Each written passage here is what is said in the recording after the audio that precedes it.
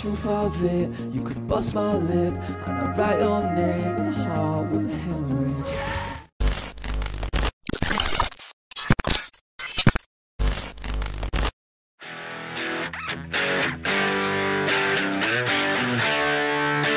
Band rock Inggris bernama Bring Me The Horizon telah membuat kemajuan yang stabil dari debut grindcore mereka yang terinspirasi death metal yang menjadi melodic metalcore, lalu menjadi artis pop savvy pada akhir dekade pertama mereka bersama dengan setiap rilis dari album Count Your Blessings hingga terobosan mainstream yang berjudul Sempiternal.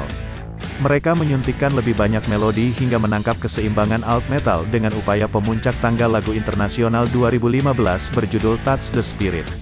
Tahun 2019 mereka telah memasukkan elemen elektronik dan hip-hop ke dalam campuran genre blur mereka yang tegang.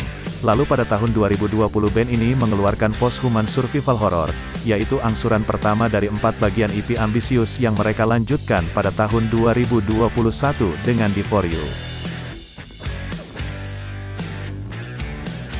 Band ini dibentuk pada tahun 2004 dari beberapa mantan personil band yang berbasis di Sheffield, dengan film Disney tahun 2003 berjudul Pirates of the Caribbean yang menjadi inspirasi untuk nama band.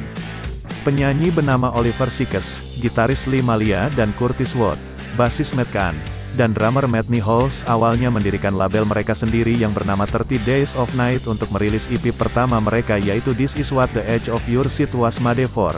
Tetapi setelah menandatangani kontrak dengan label yang lebih tinggi, mereka menerbitkan ulang EP ke halayak yang lebih luas. Bring Me The Horizon memulai debut album pertama mereka yang berjudul Count Your Blessings, dan muncul pada Oktober tahun 2006 dengan rilis di Amerika menyusul 1 tahun kemudian dari Epitaph Records. Dengan album kedua mereka yang berjudul Suicide Season, Bring Me The Horizon bergerak ke arah yang lebih mudah diakses dan akhirnya memecahkan tangga album Inggris. Wood meninggalkan band pada awal 2009, dan digantikan sementara oleh Jonah Weinhoven, yaitu mantan anggota I Killed the Prom Queen. Kemudian Weinhoven akhirnya direkrut menjadi anggota tetap band, dan band ini kembali ke studio dengan produser Fredrik Nordestom pada Maret tahun 2010 untuk mulai mengerjakan album ketiga. Hasilnya adalah There Is a Hell, yang dirilis pada paruh kedua tahun 2010, yaitu beberapa bulan setelah band menyelesaikan pertunjukan mereka dengan Warped Tour.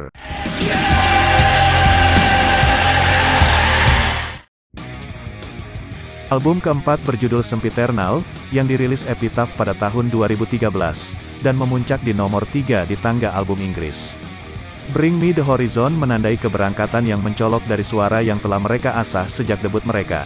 Dirilis pada tahun 2015, konsep yang longgar dari album Touch the Spirit membuat band ini menjatuhkan beberapa kecenderungan metalcore sebagai pengganti pendekatan alt metal yang lebih melodik, dan menuju arus utama dengan single Happy Song, True Friends dan Avalanche.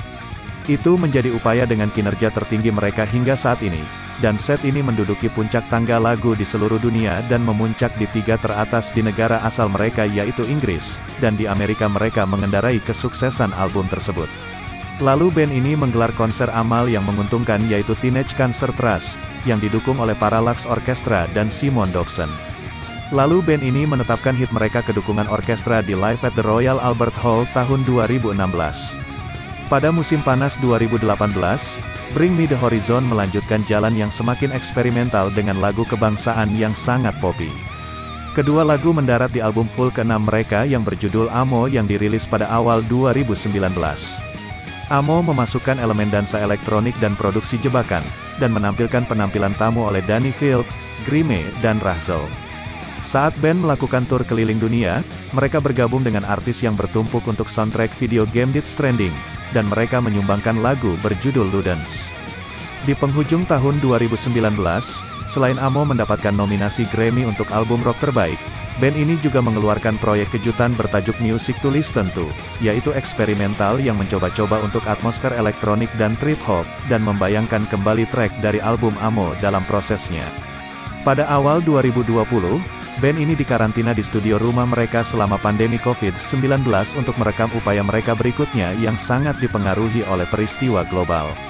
Selama musim panas, mereka juga mengeluarkan Parasite F dan Obey, yang bernuansa industri dan sebuah kolaborasi dengan Youngblood.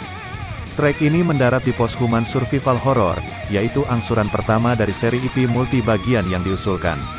Selain single yang dirilis sebelumnya, set ini juga menyertakan penampilan oleh Babai Metal, Nova, Twins dan Emily dari Evanescence.